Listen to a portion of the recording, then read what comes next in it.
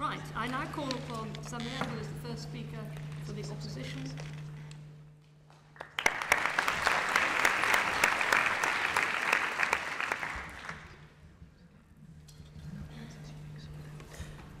Okay, ladies and gentlemen, in my speech what I'm going to talk to you about is why we have a moral obligation, not just to the people of London, as London, a moral obligation not just to people in London, but to the rest of the people within the country, and why there are going to be awful consequences for those people if we secede in this way. My partner Scott's going to stand up and talk to you about why actually London economically relies on the rest of the country to be successful itself, why it's actually going to be damaging for us as a global power, and how we're going to get more bargaining influence as a supranational institutions if we stay together as a state and don't do all this sort of divisive stuff.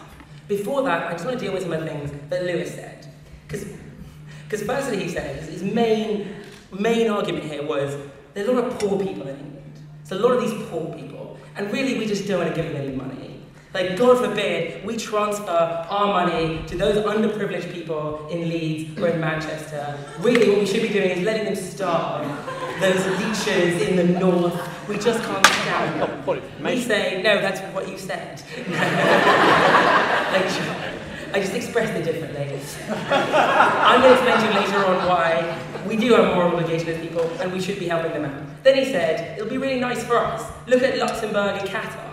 But I don't really want to live in Luxembourg and Qatar. Those countries are a bit crap. And I prefer being in England, a powerful, respected state with a very high aggregate GDP. Then he says it'll convince these other regions to get their act together. Yeah, all those lazy characters in Leeds, like relying on us for so long, just shape up, guys. No, we think in the very least in the short term, there'll be really bad consequences, and I explained that in my moral obligation point. And then he has this really strange notion that what's going to happen once we secede is the UN will say, ooh, this little place of 10 million people, this Luxembourg-Qatar place, why don't you come on board at the UN and be a global power?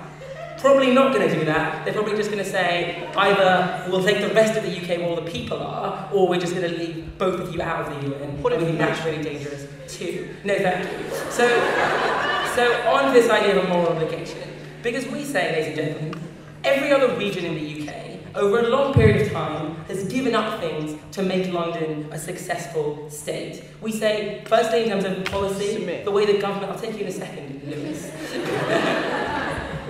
Has encouraged foreign direct investment in London, has given targeted subsidies to businesses, has had a lot of infrastructure and planning, has made sure that industries actually can't locate in other places by leaving planning permission to go to London, has really encouraged London to be the centre of everything. It's also made London the core of our national strategy by centering our economy around financial markets and trying to give tax breaks to those wealthy banker types so they can all come to London. It's had a monetary policy that is determined to make London really successful, and it's given London, not Britain, the Olympics. So for all those reasons, other states, you're still standing, I hope, and all those other states, all those other regions in the UK have given a lot to Britain, to London, to make London really, really successful. Why do they do that? It's because there was an implicit contract that said, because we want to put all this stuff together and there's going to be increasing returns to having the financial sector in one place and not just spread out everywhere, and all this target investment in one place, because it's a more efficient way of doing it, we'll put it all in London, but part of the contract is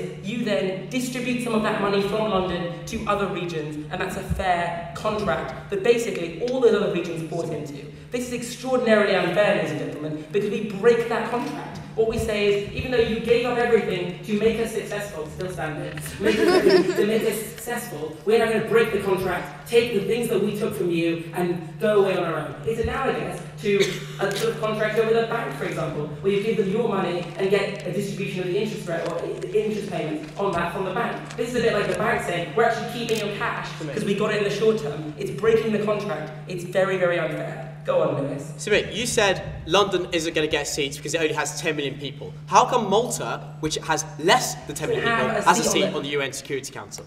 It doesn't. Oh, Malta's a permanent member of the UN Security Council, Lewis. You don't need to be an international relations and grad student to know that's not true. I'm moving on to my next argument. Which is why, after breaking that contract, what actually happens is really bad things happen to the rest of the country, for 3 reasons. Firstly, the rest of the country in the short term lack the basic amounts of money. As Lewis said, a lot of the money is net transfers from London to other states. They lack the money for unemployment benefits, for social security, for the NHS, for education. That's really bad for the poor and privileged in those areas. Secondly, they lack, you're out of time, they lack the organisational capacity and the infrastructure to try and build those things going forward. That might take decades for them to be able to build up all of the stuff that should have been being distributed to them over the long term, that they allowed London to have in the first place. We think that's unfair. We also think they lack the human capital. They lack the skilled workforce and employers. Why? Because everyone moved to London when they were still an independent state. All those other regions bought into the idea that London was going to be with them for the long term. They gave up their people, they gave up their money, they gave their resources, they gave their attention just to make London strong. Now we're taking that away from them. We think that's really unfair, ladies and gentlemen. We urge you to oppose this motion.